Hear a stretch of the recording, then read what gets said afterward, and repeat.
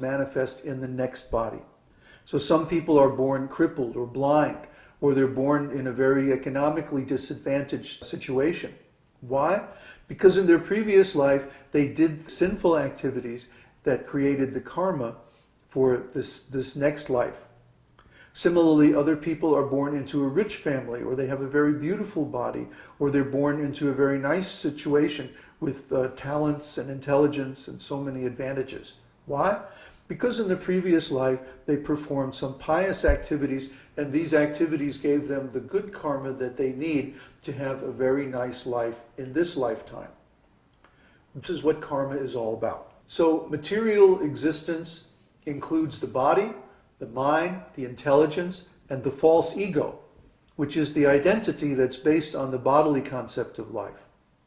Our real identity, or real ego, is based on the idea that I am a spirit, and I have an eternal relationship with God, and this is who I really am. But the mind, intelligence, and false ego are actually part of the body. That's why different people have different kinds or different amounts of intelligence, because depending on their karma, again, they're given the amount of intelligence they deserve based on their previous activities. So our identity in this material world is based on the body. And because the body is changing and temporary, then our identity is always in question. Who am I? Some people are always confused about who they are because they're basing their identity on the body. And today the body is one thing, tomorrow it's something else. Today I'm a child, and the next few years I become an adolescent, and suddenly I'm an adult and I have all these responsibilities, and then I get old and my body becomes weak and frail, and finally the body dies. But spiritual identity is eternal and unchanging. So why is this important? Because we're heading into a time of drastic change. Change is accelerating all over the world, in every area of life. We're having more and more changes all the time. But if our identity is based on eternal spiritual knowledge, these changes will not disturb us.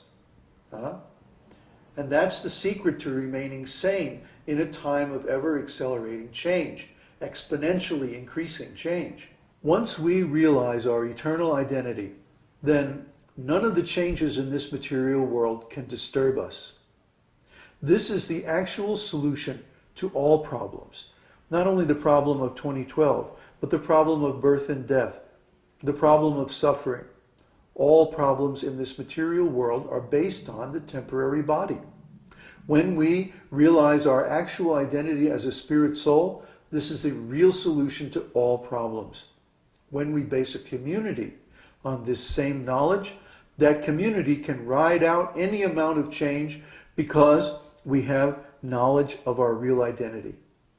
And this is the secret to Vedic community, spiritual community, and the secret to getting through the changes of 2012. This spiritual knowledge is the secret of how Vedic civilization and Vedic knowledge has lasted for thousands of years without any change.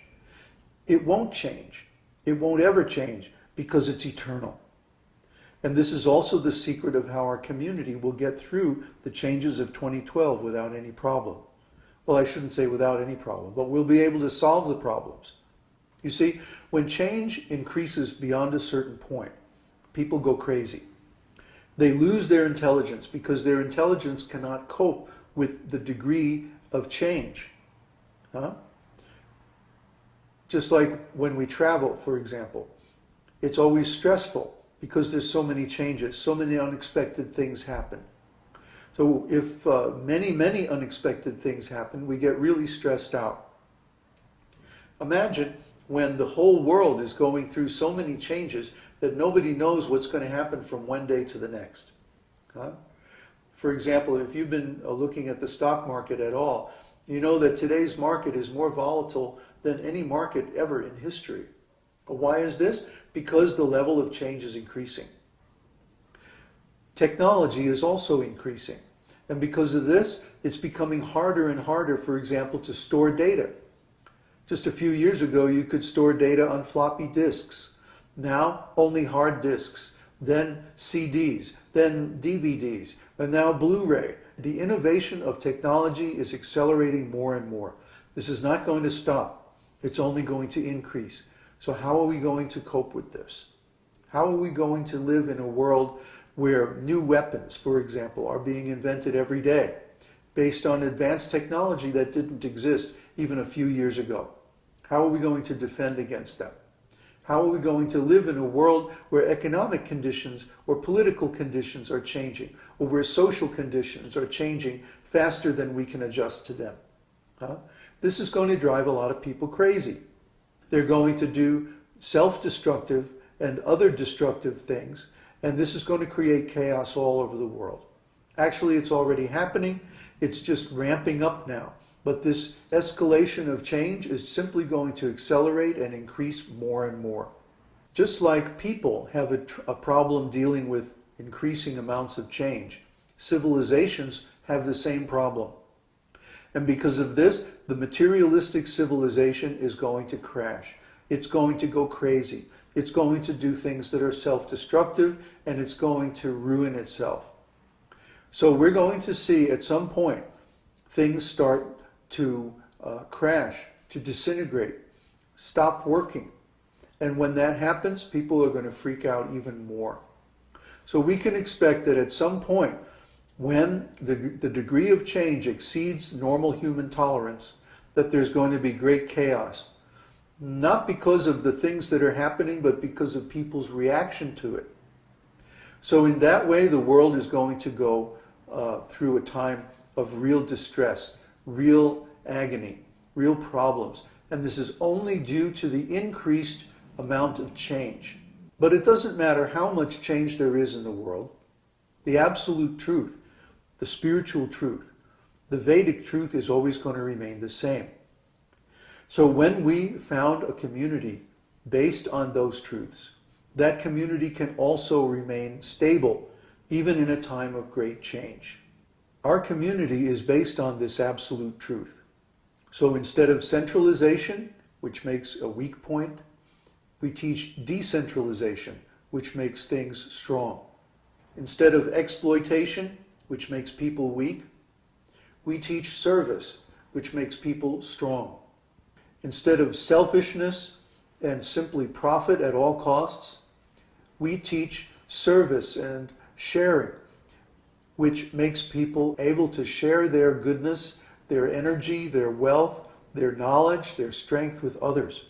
And by cooperating together in a spiritual context, we can get through any emergency, any problem. Real love means service. The materialistic idea of love is, let me try to gratify my senses by exploiting the beloved. But in spiritual life, love means giving service to the beloved. The best service is to give this eternal spiritual knowledge to the people that we care about. This is going to benefit them more than anything material, because it's going to help them solve their problems completely and forever. So by spreading this Vedic knowledge, we are doing the best service. We're giving the best love and affection to all the people around us. This is real love. This is real duty. And this is real civilization. So there is a tremendous need for teachers who can spread this absolute truth, this Vedic knowledge, this secret that has been kept for thousands of years all over the world, so that people can benefit from it and get through these changing times with some sanity and some dignity and some resemblance to actual civilization. These teachers have to be trained. And we are actually the only ones who can do that.